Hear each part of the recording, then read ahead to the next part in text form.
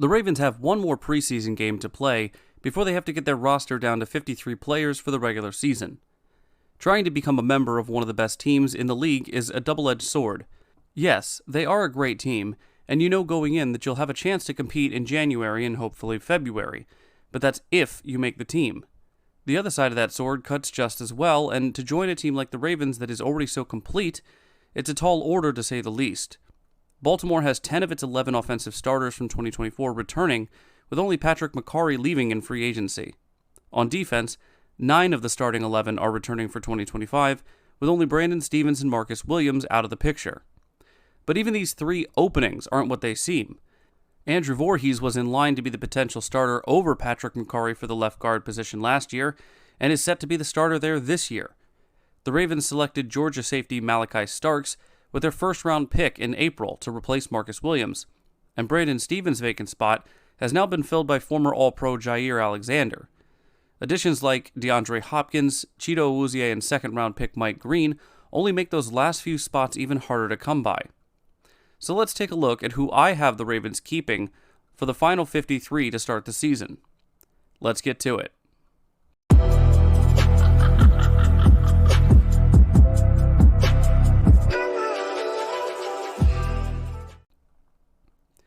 Let's start right at the top with quarterback. Quarterbacks, 2.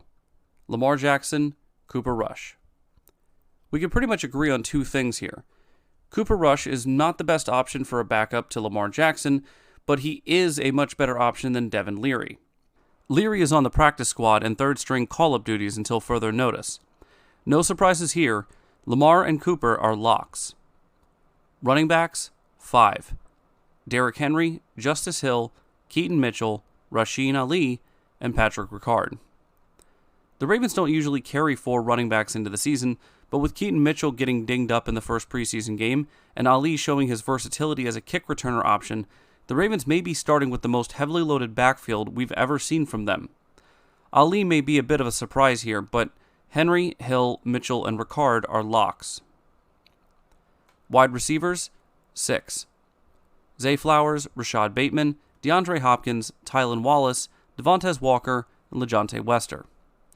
The Ravens hardly ever carry 7 into the season, and with the quality of receivers currently on the roster being potentially the highest it's ever been, I don't anticipate any surprises. Zay, Bateman, and D-Hop are locks. The other 3 are very nearly guaranteed, though. Wallace has gotten better each season and didn't even play in the second preseason game, which is a good sign for him. Walker is a highly anticipated 4th rounder from last year's draft who has flashed during camp and the second preseason game. Wester, while not blowing anyone's socks off as a receiver, proved in the first preseason game to be an electric return specialist, something the Ravens were very much in need of in 2024. Tight ends, 3. Mark Andrews, Isaiah Likely, Charlie Kolar. Again, no real surprises here. While not as guaranteed earlier in the offseason as it is now, it's clear the Ravens will go into the season with the same 3 starting tight ends that they had from last year. Andrews, Likely, and Kolar are all locks. Offensive line, 8.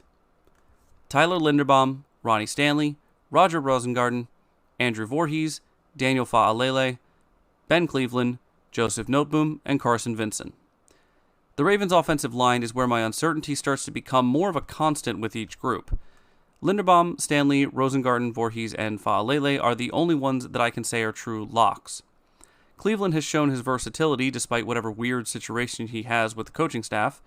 Carson Vincent seems to have a lot of potential to pair with his size, and I don't think the Ravens would want to risk trying to get him through waivers if they want him as a future swing tackle or depth piece. Joseph Noteboom's spot on this roster is the most tenuous in my opinion. While the Ravens signed him in free agency and he has some versatility, having played both tackle and guard over his career, nothing he has shown me in the preseason would make me feel comfortable with him blocking for Lamar's blind side. Defensive line, 6.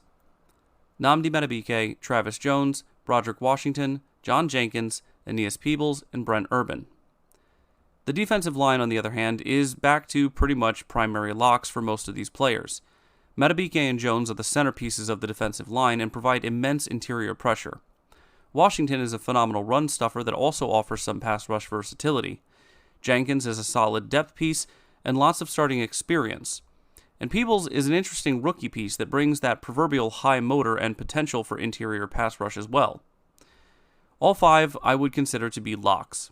Brent Urban is on here because I believe he will sign another handshake deal with the team, allowing them to have someone on their initial 53 before designating them for injury and then bringing Urban back once that's done to start the regular season. So, in my mind, for all intents and purposes, he's part of the 53. Outside linebackers and edge rushers. 6. Kyle Van Noy, Odafe Owe, Tavius Robinson, Mike Green, David Ojabo, Malik Hamm. For the outside linebacker and edge rushing positions, I believe there are 4 locks amongst the 6 that I've listed. KVN, Odafe, Tavius, and Green are all locks. I've listed both David Ojabo and Malik Hamm on here because Ojabo is likely to be put on the team with the international exemption designation, as he has been in the past, so his roster spot doesn't necessarily count. With his roster spot not counting against the initial 53, and with the recent and unfortunate injury to Adisa Isaac, Malik Hamm becomes the benefactor of that open slot. The Ravens have been effective over the past 2 seasons when it comes to getting to the quarterback, though it may not always seem like it. With KVN another year older, Odafe in a contract year, Tavius Robinson's continuous development, and the drafting of the talented Mike Green, I believe that the Ravens will aim more for fresh legs in a rotation instead of trusting 1 or 2 players throughout the entire season. Ojabo and Hamm aren't at the same level as the other 4 that I mentioned, but they are all serviceable in a rotation to keep the other playmakers more rested and fresher over the long season. Hopefully this means more pressure on opposing quarterbacks later in the season and into the postseason, which is an area the Ravens have struggled with recently despite their regular season success in that area. Linebackers, 4. Roquan Smith, Trenton Simpson, Teddy Buchanan, Jay Higgins. I have 4 written down and 3 of them are locks, including Roquan, Simpson, and Buchanan. Higgins is by no means a lock, but with how well he's played during the preseason and our lack of certainty beside Roquan, it wouldn't surprise me at all to see Higgins become the next undrafted rookie to earn a spot on the 53-man roster. We may have signed Jake Hummel during the offseason, but that signing was before the draft and always struck me as more of a special team signing than a Simpson replacement next to Roquan. Higgins is younger, cheaper, and has already showed off his playmaking and tackling ability during the preseason games. Through just 2 games, Higgins has recorded 7 tackles, 5 of which solo, a sack, 2 pass deflections, a forced fumble, and an interception. Like I said, he is by no means a lock for the roster, but if it were up to me, I would take Higgins over Hummel. Cornerbacks, 6. Marlon Humphrey, Nate Wiggins, Jair Alexander, Cheeto Uzie, Jalen Armour-Davis, TJ Tampa. I will admit that 6 cornerbacks seems fairly light considering how injury-prone the position tends to be, but hopefully my reasoning makes sense when I go over the safeties. As for the corners, I believe all 6 are locks to make the initial 53. Now let's get to the safeties. Safeties, 5. Kyle Hamilton, Malachi Starks, Bo Braid, Sanusi Kane, Ruben Lowry. Carrying 5 safeties might seem a bit excessive, but given what the Ravens like to do with their positionless football, having athletes like Braid, Kane, and Lowry might be what we need. Hamilton and Starks are the only true locks here, but given how well Braid and Kane stepped up last year and the injury to Washington, I think they are almost as assured a spot as well. Lowry is on the list because of his potential versatility. While he's listed as a safety, I can see him as a true defensive back, able to play in multiple spots where needed in the secondary. Not to mention, he's already shown off his playmaking ability with an interception in Dallas. Then the final 3 spots go to the special teams, Jordan Stout, Tyler Loop, and Nick Moore. Harbaugh has already mentioned that Tyler Loop will be the team's kicker, so this really should come as no surprise to anybody at this point. So for those of you counting, yes, this does give us a total of 54 out of 53, but remember that David Ojabo does not count against this total because of his exemption. There were a number of players, as there are every year, that just barely made the cut for me, and those that just barely missed it. Some of these I've already gone through, but I just wanted to run through them anyway. So those that just barely made the cut, Rasheen Ali for injury insurance, special teams versatility, in-game growth, and production.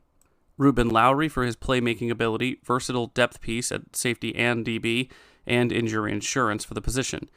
David Ojabo, mainly because of Adisa Isaac's injury, but he adds rotational depth. Joseph Noteboom for his position depth, experience, and, again, positional versatility.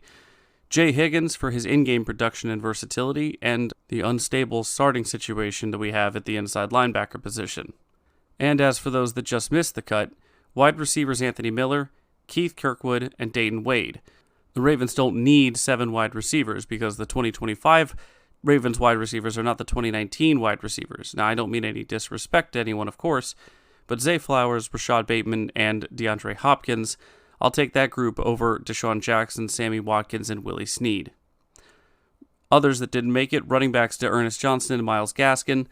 We basically just have an embarrassment of riches at running back, and they were basically used just as camp bodies and the preseason games. Recently drafted guard Garrett Dellinger and center Nick Samak. There's simply a numbers game, and when players like Cleveland and Noteboom have more experience and can play the other 5 positions between the two of them, it's just hard to use a spot on someone that's a redundant 7th rounder. But definitely practice squad, and hopefully they continue to develop. And last but not least, linebacker Jake Hummel.